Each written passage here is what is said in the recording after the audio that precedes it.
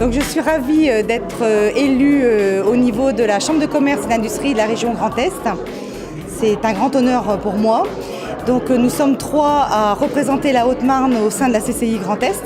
Donc il y a Jean-Paul Asseler, le président de la CCI Haute-Marne, Michel Auer, qui est l'ancien président de la CCI Haute-Marne, et moi-même. Donc à mon niveau, je serai la représentante au sein de la commission paritaire en tant que suppléante et je suis également titulaire au sein de la commission des marchés. Notre but est de défendre les entreprises haut-marnaises mais également les entreprises du Grand Est. Nos commissions vont bientôt démarrer et nous sommes enthousiastes de pouvoir nous engager pleinement au sein de la CCI Grand Est pour pouvoir défendre les intérêts des entreprises au niveau territorial et également au niveau Grand Est.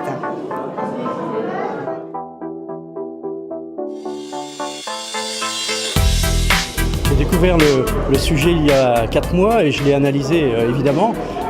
J'ai regardé quels étaient les éléments dans le dossier. J'ai trouvé troublant déjà les caractéristiques entre nos 2 départements. Je pense par exemple à la superficie, 6211 km², la population, 180 000 côté Meuse et 170 000 côté Haute-Marne, la densité de population, 30 habitants au km², et puis aussi le passé de nos 2 départements, la forte prédominance de l'agriculture dans nos départements, notre culture de transformation des métaux, tant en Haute-Marne qu'en Meuse, et puis aussi la convergence des avis à la fois des élus de l'ancienne mandature, mais aussi ceux de la nouvelle.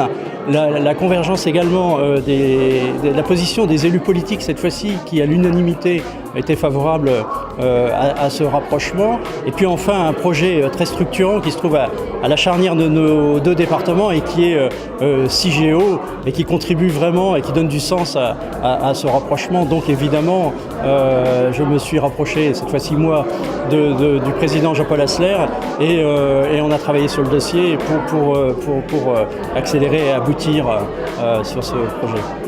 Et donc en fait, en tant que nouvel élu de la Chambre de commerce et d'industrie, ce projet a véritablement tout son sens et on va travailler dessus pour qu'il aboutisse avec un objectif en termes de calendrier qui sera le 1er janvier 2019.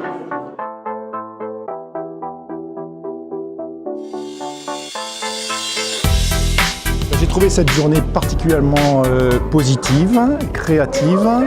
Et je pense qu'elle a permis de partager des enjeux dans un contexte assez délicat. La Haute-Marne a certaines faiblesses, mais je crois qu'elle a des points forts. Et il serait bon qu'on travaille ensemble à partager ces enjeux pour mettre en place les actions visant à inverser la tendance. Alors on a commencé, on est au début de la démarche, mais aujourd'hui je trouve que sur les différentes, sur les différents acteurs, aujourd'hui on trouve une cohérence dans les attentes et dans les enjeux. On a travaillé sur nos points faibles, les groupes sur des aspects différents. Chacun travaille sur des aspects différents qu'on a partagés, mis en commun. Et après, les deuxièmes étapes, c'est de travailler sur les enjeux, puis après sur les actions à mettre en place.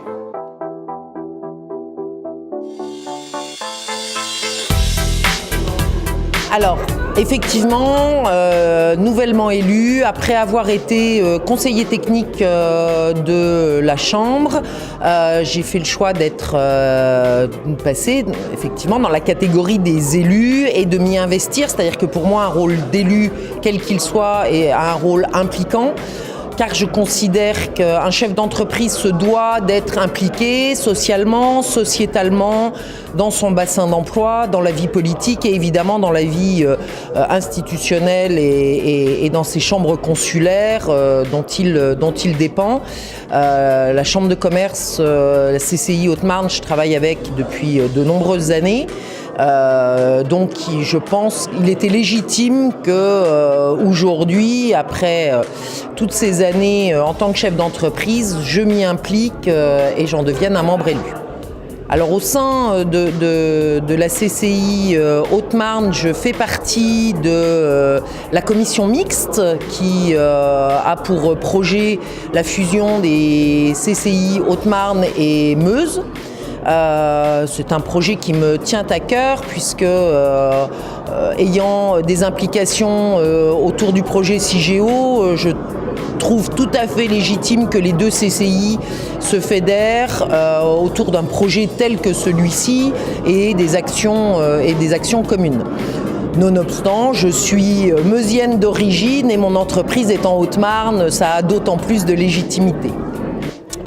C'est une fonction qui me plaît particulièrement, mais au-delà de me faire plaisir, a aussi un vrai rôle impliquant en termes de retour d'informations auprès de la Chambre et auprès de la direction de la Chambre, notamment dans le cadre du SRD2I qui porte des enjeux forts sur la région Grand Est et qui risque d'impacter fortement le développement économique au Marnais. Donc nous avons tout intérêt à être très au fait et très impliqués dans ce type de démarche afin de garantir le retour d'informations.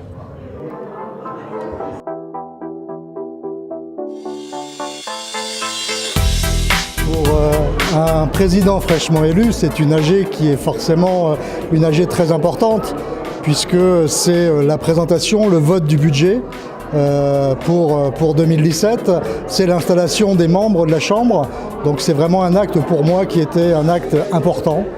Et je dois dire que j'appréhendais un petit peu cette Assemblée générale, mais globalement je pense qu'elle s'est plutôt bien passée. Voilà.